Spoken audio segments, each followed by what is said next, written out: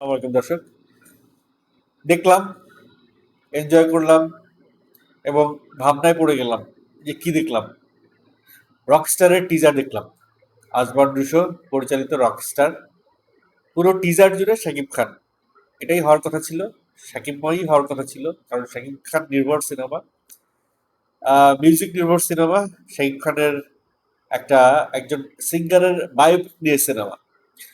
So Shakib Khan বয় হবে বিষয়টা, এটাই স্বাভাবিক ছিল। তারপরেও আমার কাছে মনে হয়েছিল যে শাকিব খানের আশেপাশে দু একজন পরিচিত মুখ দেখতে পেলে আরো ভালো লাগতো। একেবারে যে দেখিনি তা না, তারিক আনাম খানকে দেখলাম পরিচিত, আর কাউকে ওইভাবে চিনলাম না। রকস্টারের টিজার নিয়ে যদি কথা বলতে হয় তাহলে টিজার যেরকম হয় সেরকমই হয়েছে।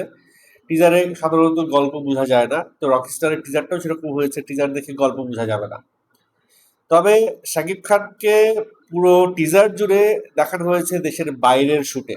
দেশেও যে রকস্টারের শুট হয়েছে সেই শুটটা টিজারে খুব একটা জায়গা পায় নাই, হয়তো দু একটা ফ্রেম জায়গা পাইতে পারে, চোখের পলকে হয়তো সরে গেছে, আমি বুঝতে পারি নাই। কিন্তু ম্যাক্সিমাম যতটুকু চোখের সামনে এসেছে মনে হয়েছে যে দেশের বাইরের অংশই এখানে বেশি প্রাধান্য পেয়েছে।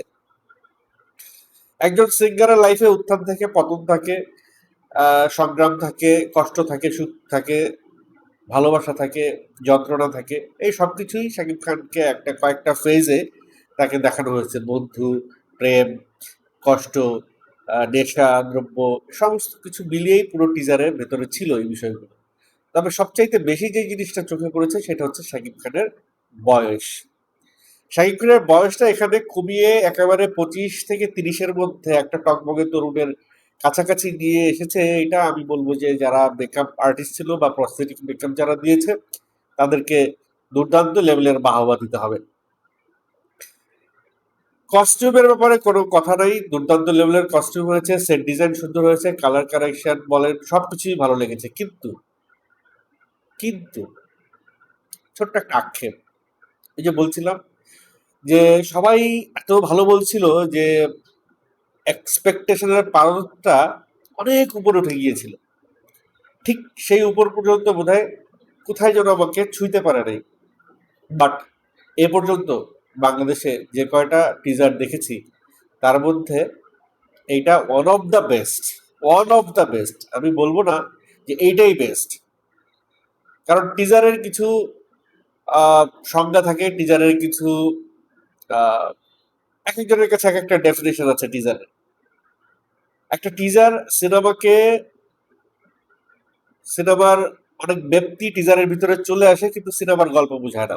এই টিজারে সিনেমার পুরো ব্যক্তিটা আমি দেখি নাই। সবচেয়ে বড় যে মিসিং আমার কাছে লেগেছে, সবচেয়ে বড় খালি জায়গা আমার কাছে লেগেছে, সেটা হচ্ছে নায়িকা। নায়িকাকে এখানে উপস্থাপনই করা হয় নাই, হয়তো ট্রেলারের জন্য রেখে দিয়েছে নায়িকাকে, ট্রেলারে পুরো বিষয়টা আমাদের সামনে তুলে ধরবে। দুইটা নায়িকা আছে, মিথিলা আছে, সামলে নূর আছে, এবং আজকে মিথিলা কিছু ছবি ছেড়েছে। এই টিজারে যে গানের কথা বলা হয়েছে সেই কথাগুলোই মিথিলা তার সোশ্যাল মিডিয়ায় লিখেছে যে আমাকে ভাসিয়ে দাও, আমাকে উড়িয়ে দাও। এবং সেখানে মিথিলার যেই ছবিগুলো দিয়েছে সেই ছবিগুলো মাইন্ড ব্লোয়িং। মিথিলাকে বোধহয় এইভাবে উপস্থাপন কেউ করেছে কিনা। আমার কাছে মনে হয়েছে যে শাকিব খান নয়, শুধু শাকিব খান নয়, তারিক আনাম খান বা অন্য যে কটা ক্যারেক্টার এই সিনেমায় দেখা যাবে প্রত্যেকটা ক্যারেক্টারকেই আলাদাভাবে উপস্থাপন করেছে আসমান নিশো। এবং বাংলা সিনেমার জন্য এটা একটা মাইলেজ হয়ে থাকবে যে বাংলা সিনেমাকে আরো এক ধাপ 2.0 থেকে আরেকটু এগিয়ে নিয়ে যাওয়ার যে একটা প্রচেষ্টা, সেই প্রচেষ্টারই একটা উদাহরণ হয়ে থাকবে রকস্টার। তো গান, কালার গ্রেডিং, লোকেশন এবং চিত্রনাট্য, এই সব কিছু কিছু কিছু ছিটে ফোঁটা দেওয়া হয়েছে টিজারে, এবং সেটা দেখে আমার কাছে বেশ ভালো লেগেছে। এখন বাকিটা অপেক্ষা করছে পুরো সিনেমা। পুরো সিনেমা দেখার পরে বোঝা যাবে যে কেমন বানালেন। কারণ অনেক সময় টিজার ভালো হয়, ট্রেলার ভালো হয়, কিন্তু গল্পটার গাঁথুনি ঠিকঠাক মতো স্ক্রিনে তুলে ধরতে ব্যর্থ হয় অনেক পরিচালক। তো সেই জায়গা থেকে আমি মনে করি আজমান রুশোরও সেটা হবে না। আজমান রুশো যেভাবে টিজারে সার্থক হয়েছেন ট্রেলারেও সার্থক হবেন, এবং আগামীতে পুরো সিনেমাতেও তিনি সার্থক হবেন। যেহেতু এটি একটা মিউজিক্যাল ফিল্ম, এখানে ৮টা গান থাকবে যতটুকু আমি শুনেছি। ৮টা গান, আজকে ৫ তারিখ, ২৮ তারিখে ঈদ, খুব বেশি দিন নাই। এই গানগুলোকে দর্শকের মাঝখানে রিলিজ দিতে হবে, দর্শকের মুখে মুখে এগুলোকে ছড়াই দিতে হবে। প্রমোশনালটা খুব ভালো করছে, স্টার্টিংটা খুব ভালো হয়েছে প্রমোশনালের।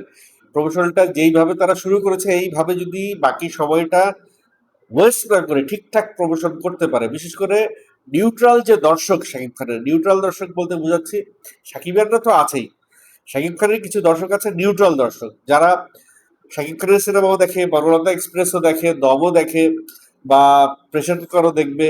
এই যে বড় একটা বাল্ক দর্শক রয়েছে, এই দর্শককে যদি টানতে পারে আজমান শো, এই দর্শককে যদি ভেড়াতে পারে রকস্টারের দিকে, তাহলে রকস্টার সিনেমা হলে জাস্ট আগুন লাগায় দিবে, জাস্ট আগুন লাগায় দিবে। আগুন শব্দটার বলাতে মনে হলো এই সিনেমায় বোধহয় শাকিব খানের নাম থাকে আগুন, সম্ভবত। কারণ তারিক আনাম খান সহ আরো কয়েকবার আগুন নামটা ধরে ২ বার ইয়ে করেছে, ডাক দিয়েছে। হইতে পারে এই সিনেমায় শাকিব খানের নাম আগুন, অথবা একটা গাড়িতে দেখলাম নাম্বার প্লেটে রিশাদ লেখা, রিশাদও থাকতে পারে। যাই হোক, সিনেমাটা দেখার জন্য মুখিয়ে আছি। সিনেমার জন্য, আজমল জন্য এবং রকস্টারের জন্য অনেক অনেক শুভকামনা রইল।